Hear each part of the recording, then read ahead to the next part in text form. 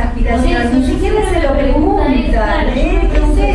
Cuando leo esa obra, ¿no? Uno dice, ¿esto aspira? Porque realmente...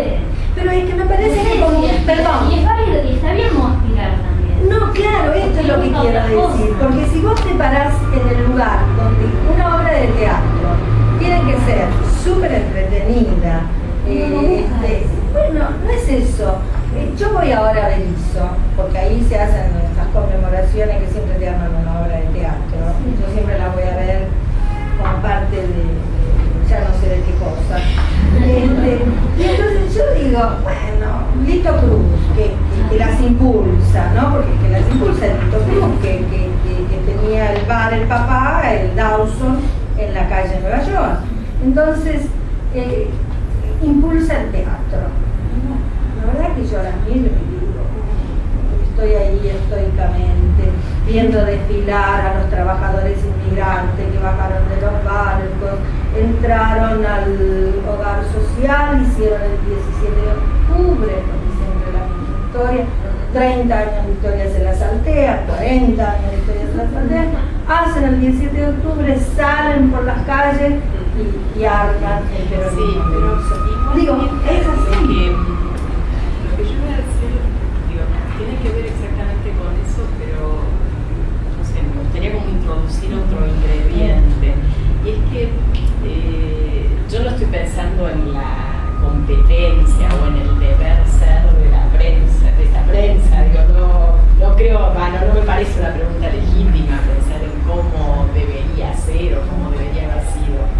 Pero más bien en algo que vos señalás y que señalaste en la exposición respecto de la utilización de los recursos disponibles, es decir, cómo esta prensa acude a los recursos de la prensa disponible en ese momento, y hasta dónde ahí hay un problema, digo, que me parece que es de dos tipos, que creo que en la cuestión de la fotografía y de las imágenes, para mí es donde se ve más claramente, por un lado porque contradice en parte el proyecto comunista, es decir, esa fe en la palabra que vos señalás al utilizar el dibujo y la fotografía entra en tensión.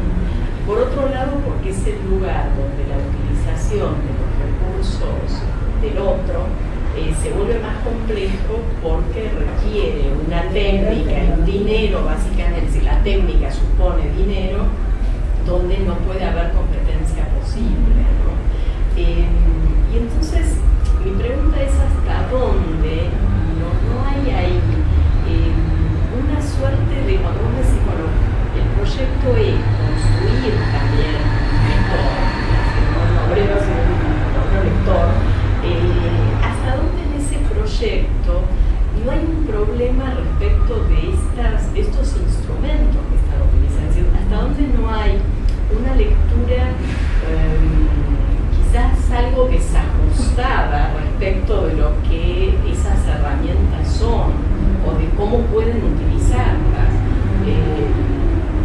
porque sí, pero al ir a ese, digamos, como esa disponibilidad, hay siempre un lugar, bueno, de desigualdad, digamos, donde aunque no entren en competencia, bueno, vos decís, los textos atrasan, las fotografías son de peor calidad, todo parece como una copia.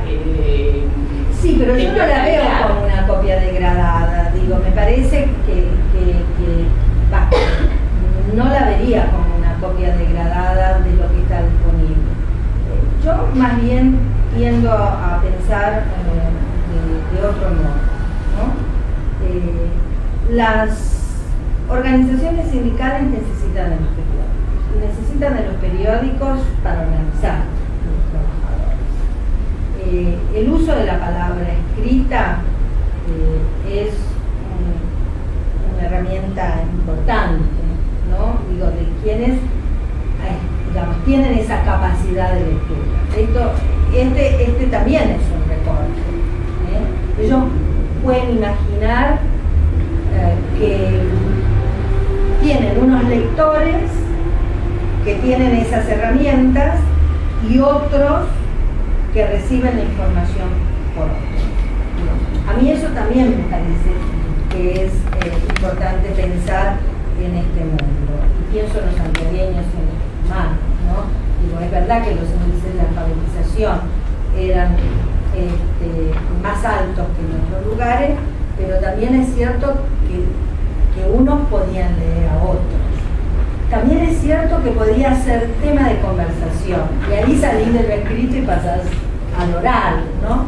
Pero yo no los veo como contradictorios, al contrario, me parece que explican lo que es una experiencia de lectura, ¿no?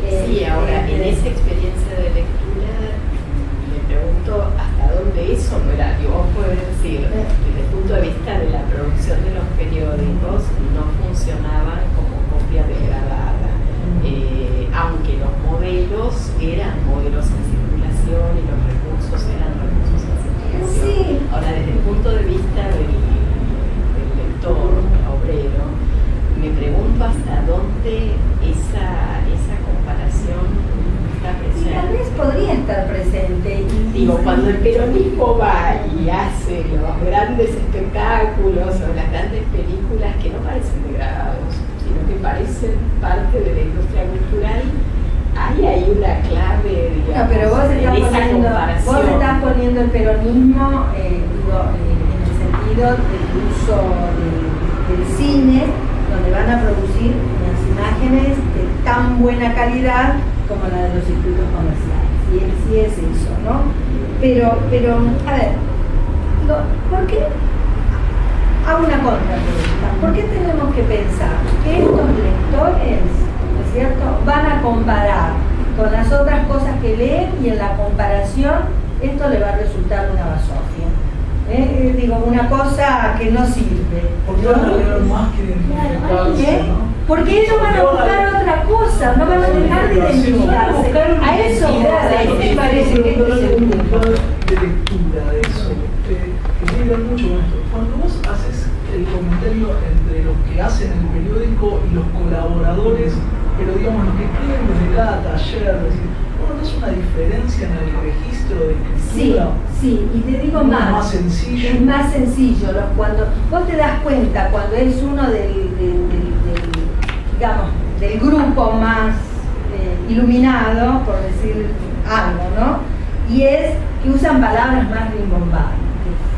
Esas palabras rimbombantes es como una marca, ¿no? Lo que viene del sencillo se publica tal cual. Sí, yo te diría que en algunos casos sí.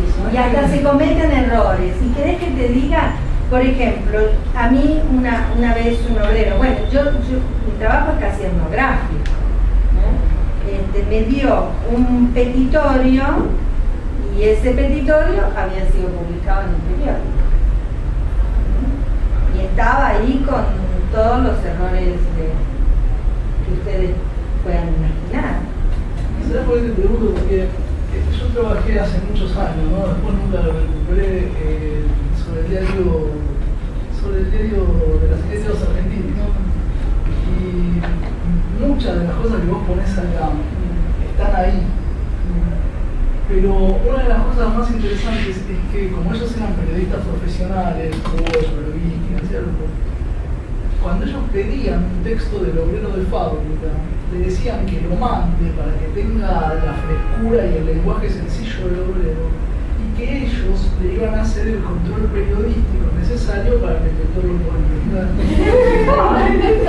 Pero son muy interesantes las polémicas que se daban. Por ejemplo, Es otro momento, ¿no? Pero ellos son periodistas. Claro, pero ahí porque ya tenés un periodista profesional. Claro, este obrero periodista no es claro. Perdón, una cosita quiero decir, porque son muy interesantes las polémicas que se dan en los periódicos.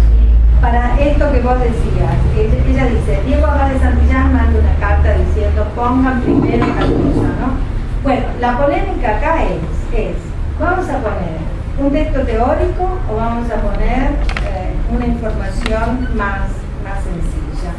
Y yo, antes de hacer este libro, había utilizado el de Carl carne de fábrica, ¿sí? Miren el título, carne de fábrica, ¿no? Que es de... Bueno, un girón del hogar abandonado. Bueno, hay un paréntesis, ¿saben por qué? Porque yo pienso que el lenguaje dramático, el lenguaje melodramático es lo que mejor pega a esto. Entonces yo recupero parte de ese lenguaje, pero porque se pega, uno se pega. no, pero un girón de hogar.